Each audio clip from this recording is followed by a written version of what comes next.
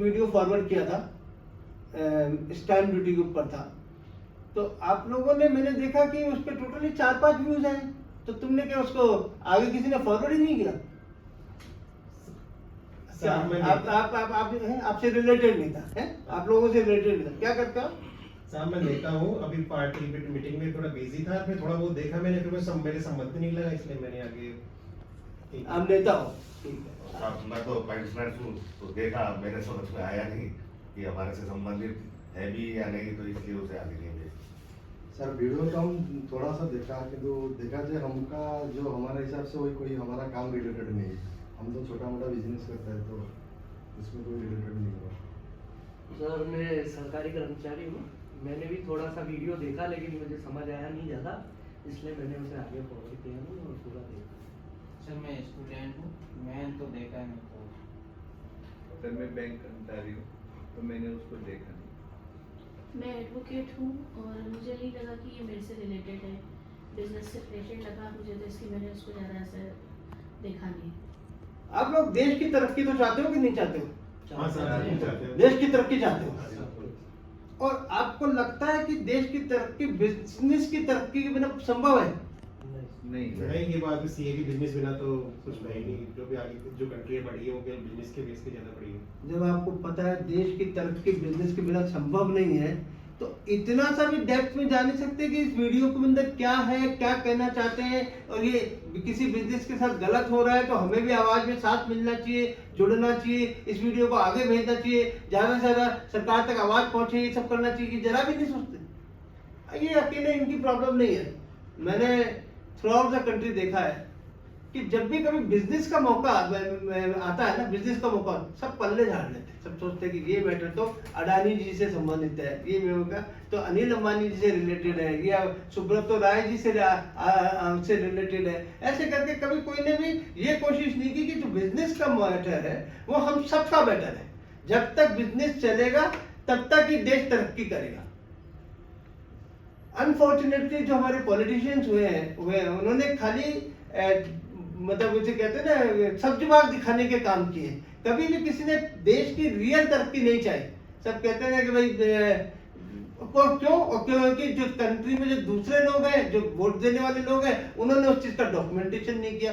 Suppose आज मैं कुछ फैक्ट दूं बोल दूं, मैं फैक्ट दूं कि सबके खाते में 15 लाख रुपए आ जाएंगे, तो कोई डेट नोट नहीं करता कि किस दिन आएंगे, कब आएंगे, कैसे आएंगे, कोई आगे इंट्रोगेट ही नहीं करता। जब तक आगे इंट्रोगेट नहीं करेगा तब तक उसका रिजल्ट नहीं आएगा। और बदलने वालों क्या है, तुम कुछ और कह रहा था, तूने कुछ और समझ लिया। अरे भाई, जब वो पहली बार कह रहा है उसी बार समझ लो, उसी बार। अभी जैसे बहुत चल रही है बात कि भाई देश तरक्की कर रहा है, देश विकसित हो रहा है। देश विकसित हो रहा है, कब तक विकसित हो जाएगा? तो अब अपन थोड़ा सा पूछ लेते हैं, डेप्थ में जाते सब कि भाई आज की तारीख में देश इन 4-5 इंडेक्स में किस जगह है। तो पहले तो अपन ये देखते हैं कि अपन 4-5 इंडेक्स में कहां पर एग्जिस्ट करते हैं, ठीक है। तो पहली इंडेक्स है ह्यूमन डेवलपमेंट इंडेक्स, जिसमें यूनाइटेड नेशन डेवलपमेंट प्रोग्राम के अंतर्गत इंडिया की रैंक जो है 131 आउट ऑफ 189 है, ठीक है। फिर ईज ऑफ डूइंग बिजनेस में इंडिया की जो रेटिंग है 63 है आउट ऑफ 190 कंट्रीज है, ये वर्ल्ड बैंक ग्रुप ने दी है। फिर है ग्लोबल कॉम्पिटिटिवनेस इंडेक्स में वर्ल्ड इकोनॉमिक फोरम ने दी है, इंडिया की रैंक 43 है आउट ऑफ 141 इकोनॉमिक्स है। फिर है ग्लोबल इनोवेशन इंडेक्स में इंडिया की रैंक है 46 आउट ऑफ 132 इकोनॉमिक्स है। करप्शन परसेप्शन इंडेक्स में इंडिया की रैंक है 86 आउट ऑफ 180 कंट्रीज है। तो ये सब जगह हमारी इंडेक्स रैंक यहाँ चल रही, और इन सब में हमको पहले 15 में आना है। कहाँ पे आना है? पहले 15 में आना है। ऑलरेडी जो 15 कंट्री वहां पे एग्जिस्ट करती है, उनसे कॉम्पीट करके आपको पहले 15 में पहुंचना है, ताकि फर्स्ट 15 में आप आ जाओगे तो इंडिया डेफिनेटली आ जाएगी। एक एनफोर्सिंग कॉन्ट्रैक्ट में इंडिया इस समय 163 नंबर पे है, 163 नंबर पे है out of 186 out of 190 countries, out of 190 India वहां पे 163 नंबर पे है। ये थोड़ा सीरियस मैटर है, इसको मैं वीडियो के लास्ट में हैंडल करूंगा। इससे पहले जो मैं ये कहना चाह रहा हूँ कि रैंक्स पता है आपको, एक साइड में लेफ्ट हैंड साइड में डाल लीजिए कि ये रैंक है हमारी। अब हमको फर्स्ट पहले 15 में पहुंचना है, उसके लिए आपको ये आपका विजन हो गया, गोल जो भी मान लीजिए कि हमारा ऑब्जेक्टिव है कि वहां तक पहुंचना है। इसके बाद हमको एक एक करके घर में पहुंचना है। तो इसमें बिना, अभी जैसे मान लीजिए कोई भी सब्जी वाला है, उसको फाइनेंस कहाँ से आ रहा है, पैसा कहाँ से आ रहा है, उसको पहले सब मिल रहा है, गली में घूम के और सब्जी बेच के आता है, वहां से उसको मिल रहा है, मैडम जी से मिल रहा है। मैडम जी के पास पैसा कहाँ आ रहा है, हस्बैंड जी से आ रहा है। हस्बैंड जी क्या करते हैं, हस्बैंड जी सरकारी कर्मचारी है। अब हस्बैंड जी सरकारी कर्मचारी है तो सरकारी कर्मचारी की पेंशन कहाँ से आती है, जीएसटी की इनकम से नहीं आती क्या, जीएसटी की इनकम से पेंशन आती है। तो जीएसटी की इनकम से पेंशन आती है और जीएसटी कौन पेमेंट करता है,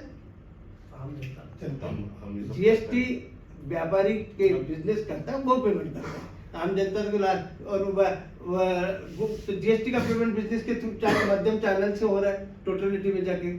और जो आपको इसके अलावा जैसे पेंशनर है, पेंशनर्स की पेंशन कहाँ से आती है, सरकार को कलेक्शन कहाँ से आता है, टैक्स से आता है, किसी टैक्स। और टैक्स कौन देता है, बिजनेसमैन, ठीक है। और तो इसके अलावा जो स्टूडेंट्स को पैसे आते हैं वो कहाँ से आते हैं, घर में से जो भी पैसे आते हैं सब बिजनेस से आएंगे। सर आप सरकारी कर्मचारी हो तब भी वही बैंक में हो तो भी बैंक के कहाँ से लेता है, ये बैंक जितने वो करता है, बैंक के पास पैसे कहाँ से आते हैं, जो आम आदमी एफडी कराता है वो, और या उस एफडी को बदले में वो रख के पैसे रख के किसी व्यापारी को उधार देता है, तो वहाँ 10% वो लेता है और 12% वो देता है, मान लो तो 2% जो पैसा होता है उसमें से आपको सैलरी मिलती है, ठीक है।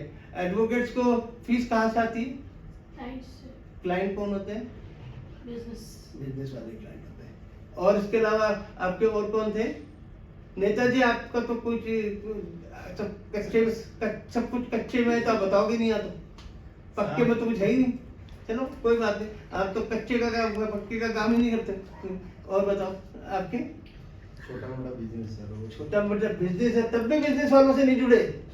अरे बिजनेस वाले ही बिजनेस वालों के साथ नहीं जुड़े तो जब तक ये हम सब लोग बिजनेस के साथ फ्रेंडशिप नहीं करेंगे तब तक भारत विकासशील तो रह सकता है, 50 साल से है और अगले 50 साल भी रह जाएगा, लेकिन विकसित नहीं होगा, क्योंकि विकसित तो नंबरिंग चलता है, दिखेगा। हाँ फर्स्ट 15 में आगे की नहीं। विकासशील तो हम कह देंगे, फेंकते चले जाएंगे कि यहाँ से यहाँ पहुंचा दिया, यहाँ से यहाँ पहुंचा दिया, क्योंकि उसका कोई पैरामीटर ही नहीं, उसका कोई पैरामीटर नहीं है। क्या विकासशील हो तो कहाँ हो, कहाँ एग्जिस्ट कर सकते हो। 50 सालों में, 50 साल से पहले भी अपन विकासशील ही थे। जब आप जीरो पे पड़े हो तब तक ही खाली पुअर हो, जीरो से कुछ भी आगे बढ़ गए तो 1 आ गए, 2 आ गए, 3 आ गए, तो विकासशील तो हो, इतने सालों से विकासशील हो। तो जब आप कोई वादा करते हो कि मैं देश में विकास ला दूंगा, तो साथ में वादा ये विकास का नहीं चाहिए, देश को विकसित बनाने का चाहिए। विकास तो ला ही लेंगे, थोड़ा तो चीटी की जैसे रैंक लेगा, कोई थोड़ा सा ज्यादा तेज रैंक लेगा, उससे फर्क नहीं पड़ता। मोदी जी ये वक्त आ गया है देश को विकसित करने का, और वो आप ही कर सकते हैं, वो आप ही कर सकते हैं, आप ही को करना है। आप सबको तो सिर्फ बिजनेस के साथ दोस्ती करनी है, बाकी तो मोदी जी जितना प्रतिभाशाली व्यक्ति जो है वो देश को विकसित कर देगा, वो भी डिफाइंड टाइमलाइन के अंदर, डिफाइंड टाइमलाइन। अगले 5 साल में या अगले 10 साल मोदी जी के जब तक जीवित रहेंगे तब तक देश के प्रधानमंत्री बने रहेंगे, इसमें कोई डाउट नहीं है। तो बस खाली उन्हें यह बताना है कि मैं देश को विकसित राष्ट्रों की श्रेणी में पहले 15 के अंदर इतने समय के अंदर ला दूंगा, और उसको हम सब डॉक्यूमेंट कर लेंगे, उसे कहते हैं वादा। जहां तक रही बात लिफ्ट, जहां तक बात रही वो हम जो 163वें नंबर पे चल रहे हैं आउट ऑफ 190, इसमें मैं मोदी जी से बिल्कुल सहमत हूं कि न्यायपालिका पे उनका किसी प्रकार का कोई नियंत्रण नहीं है, ना उनका नियंत्रण है, न्यायपालिका खुद भी ये कहती है कि मोदी जी का हमारे कोई नियंत्रण नहीं है। तो डेफिनेटली ये सब्जेक्ट ऐसा है जिसमें मैं मोदी जी की हेल्प करूंगा पूरी तरह से। उसमें मैं ये कर रहा हूँ कि जितने 2 साल तक में केसेस आएंगे, फर्स्ट 2 साल के अंदर केसेस, वो सारे के सारे रोबोट के जरिए एआई के थ्रू वो केसेस का सबका जो निस्तारण है वो उनके थ्रू किया जाए, और जो पेंडिंग चल रहे हैं उन सबको एग्जिस्टिंग न्यायपालिका अपने हिसाब से खत्म करती रहे। तो न्याय, इसलिए इसका तरीका यही रहेगा कि जो नए केसेस आए वो रोबोट उनको सबका निस्तारण करे। यदि किसी को रोबोट के डिसीजन से आपत्ति हो तो रिव्यू के लिए जरूर एग्जिस्टिंग न्यायपालिका के साथ जा सकता है। बाकी बाकी सारे के सारे भी होंगे। और यदि उसमें रोबोट का डिसीजन सही पाया गया तो कॉस्ट उसको भुगतनी पड़ेगी, और गलत पाया गया कॉस्ट डबल कॉस्ट भुगतनी पड़ेगी, जिसमें से आधी न्यायपालिका के सुधार के लिए चली जाएगी और आधी जो है उसको सामने वाली पार्टी को चली जाएगी। तो इस तरीके से रोबोट के द्वारा निस्तारण होगा, तभी हम 163 से 15 के नंबर में आ पाएंगे। ये तरीका रहेगा। इसके लिए मैं पूरी तरह से मदद करूंगा। बिजनेस फ्रेंड्स भारत विकास संस्थान प्रतिबद्ध है इस चीज के लिए कि देश के अंदर अगले 5 साल में जो फाइनेंसी है उसको जीरो के ऊपर लेके आए।